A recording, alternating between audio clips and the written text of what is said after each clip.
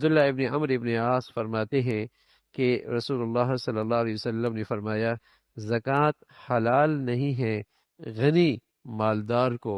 اور توانا اور تندرست کو۔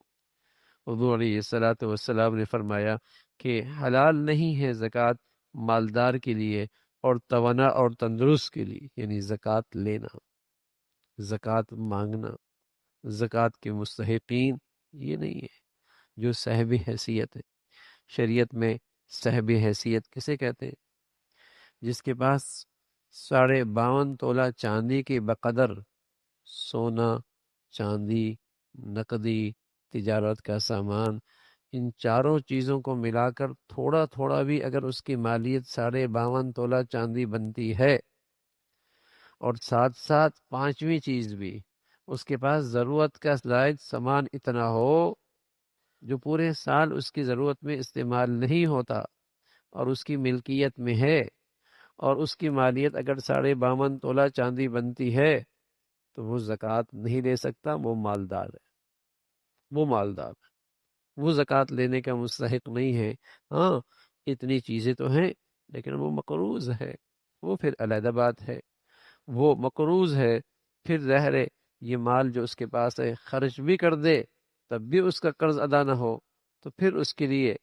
استحقاق اور وہ مستحق بنتا ہے۔ لیکن ایک آدمی صاحب حیثیت ہے شریعت کے نظر میں، اب وہ زکوٰۃ لینے کا مستحق نہیں ہے، اور صدقہ بھی اس شخص کو نہیں دینا چاہیے جو توانا ہو، صحت مند ہو، کما سکتا ہو، ہٹا کٹا ہو، اور اسے کہیں کہ محنت کر سکتا ہے، مزدوری کر سکتا ہے۔ اس لیے کہ آپ علیہ الصلاۃ والسلام نے اس کو بہت برا فرمایا ہے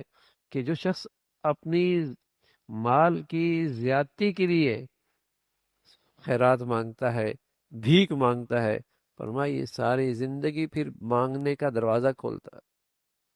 پھر یہ ساری زندگی مانگنے کا دروازہ کھولتا ہے، یہ اچھا نہیں کرتا۔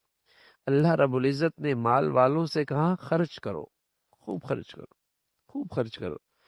اور لینے والوں سے کہا تم خودداری دکھاؤ، تم حتی الامکان کسی کے سامنے اپنی حاجات پیش نہ کرو۔ ان کو یوں کہا، اسے خوددار بنایا اور صاحب حیثیت کو سخی بنایا، اس کو سخاوت کی تلقین کی اور اس کو خوددار بننے کی تلقین کی کہ تم خوددار بنو اور اپنی محنت مزدوری کرو، کسی کے سامنے ہاتھ نہ پھیلاؤ، اور صاحب حیثیت سے کہا تم سخی بنو، تم سخی بنو، تم اللہ کے راستے میں خرچ کرو، انفق علیک، تم خرچ کرو گے اللہ تمہیں اور دیتا رہے گا، تم خرچ کرتے رہو گے اللہ اور دیتا رہے گا، بلکہ اللہ تعالیٰ تمہیں اپنا مخزن بنائیں گے، مخزن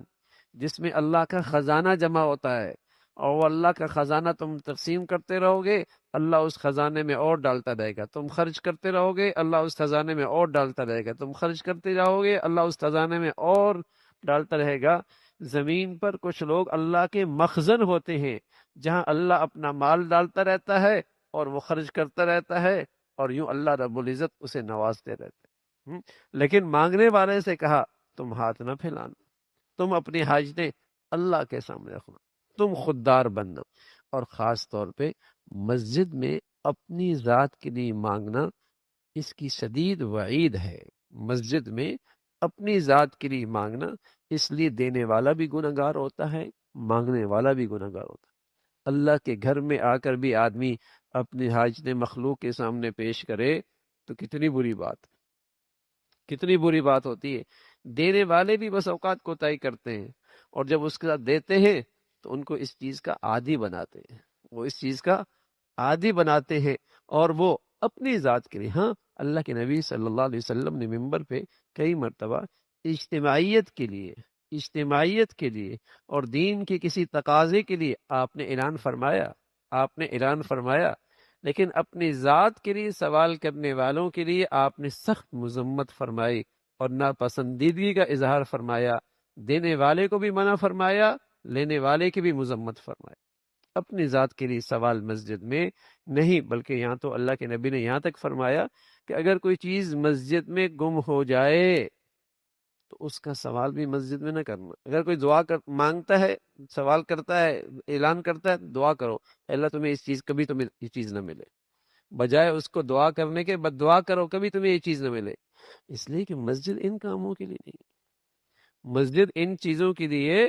نہیں ہوتی، مسجد تو اللہ کے دین کے کاموں کے لیے ہوتی ہے، اور مسجد تو اللہ کی طرف بلانے کے لیے ہوتی ہے، مسجد تو خیر کے اعمال کی طرف بلانے کے لیے ہوتی ہے، اس لیے مسجد ان چیزوں کے لیے نہیں۔ تو اللہ کے نبی صلی اللہ علیہ وسلم نے سوال کرنے والوں سے ان کو بھی پسند نہیں فرمایا، اور جنہیں اللہ نے مال دیا ہے ان کو تلقین فرمائی کہ وہ سخی بنے، اللہ کے راستے میں خرچ کریں۔ اللہ تعالی عمل کی توفیق نصیب فرمائے۔